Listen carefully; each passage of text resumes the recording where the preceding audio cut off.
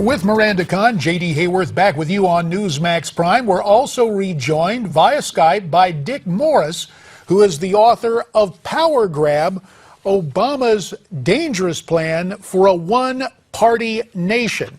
Now, Dick, we are going to get to the presidential race in just a second, but before the break, you really prompted a couple of additional questions on the House. Right now, you're saying it's McCarthy, but this is my question. If the House Republicans move forward, insulated, business as usual, is their majority threatened in 2016? Well, yeah, it certainly is. But also their seats are threatened because they might be opposed by Republicans who run primary fights against them, who defeat them. And the seat would stay Republican, but it would switch from moderate liberal to conservative. There are two other possibilities.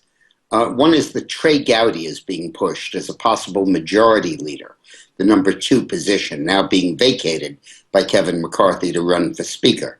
And that could be a possible deal if the Republican conservatives said, okay, you take Gowdy for number 2 and we'll take McCarthy for number 1. And any negotiations and anything they do it together.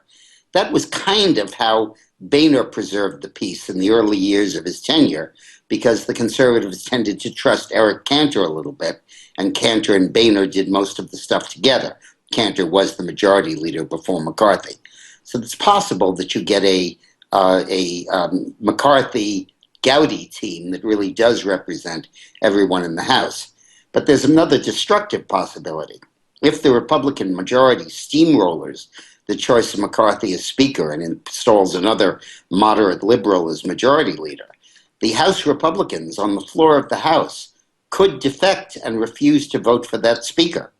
And the Speaker, McCarthy, would need not just a majority of his caucus, but a majority of the Congress as a whole to elect him Speaker.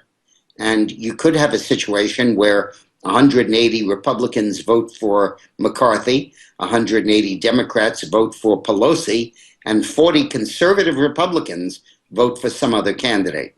And the House can't organize, it can't do any business, it can't function because there would be that delay. And this could go on for weeks and weeks and months.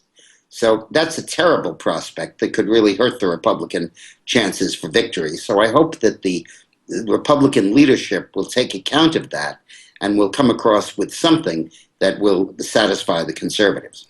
Dick, we want to switch gears a little bit and talk about Trump's tax plan. He just unveiled it, vowing to cut taxes on the middle class. Let's hear a little bit about what he had to say. We're going to cut the individual rates from 7 brackets to 4. If you're single and earn less than $25,000 or married and jointly earn less than $50,000, you'll not pay any income tax, nothing. Okay, Dick, now, according to Trump's plan, he's going to cut taxes across the board and will reduce corporate taxes and create jobs. What are your thoughts on his plan? Well, the substantive thought I have is that it's an increasingly bad idea to have more and more Americans paying no income tax because they have no skin in the game. They have no stake in government spending. Right now, almost half of all Americans pay no income tax. And under Trump's plan, it might be 60% or 2/3. And that means they can vote for candidates that will raise taxes with total impunity because they know that they're never going to be taxed. And that process George W. Bush began when he agreed to the child tax credit, which lifted tens of millions from the tax rolls. And while it seems good, it's a destructive plan.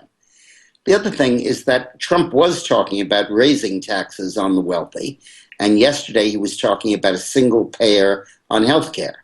And I am wondering if he is not moving to the left, trying to appease general election voters, and possibly laying the predicate for an independent candidacy for president outside of the Republican Party. He promised not to.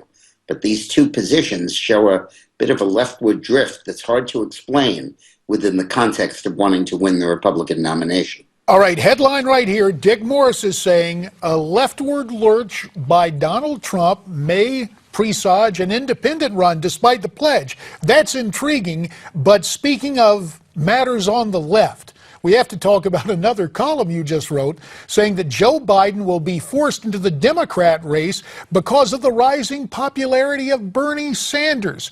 You claim Sanders really could win.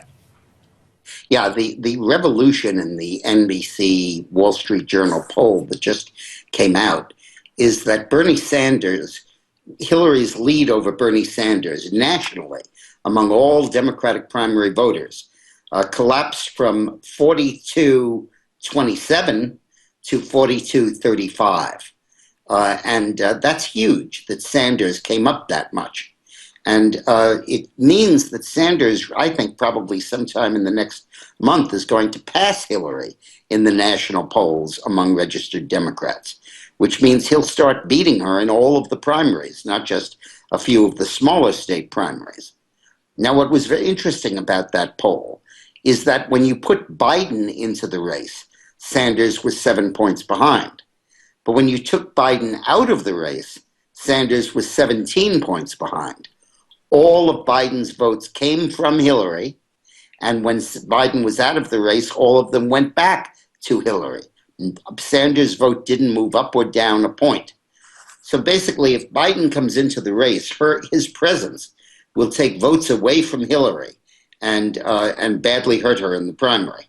But the problem is the Democrats are scared to death of Bernie Sanders. And if it's evident that Sanders is going to defeat Hillary, they're going to run screaming from Sanders because they can't let him be the nominee. And thus, Joe Biden. We're going to have to leave it right there, Dick Morris. We thank you for your time. Be sure to get Dick's best-selling book, Power Grab, by visiting the website powergrab411.com. We're coming back.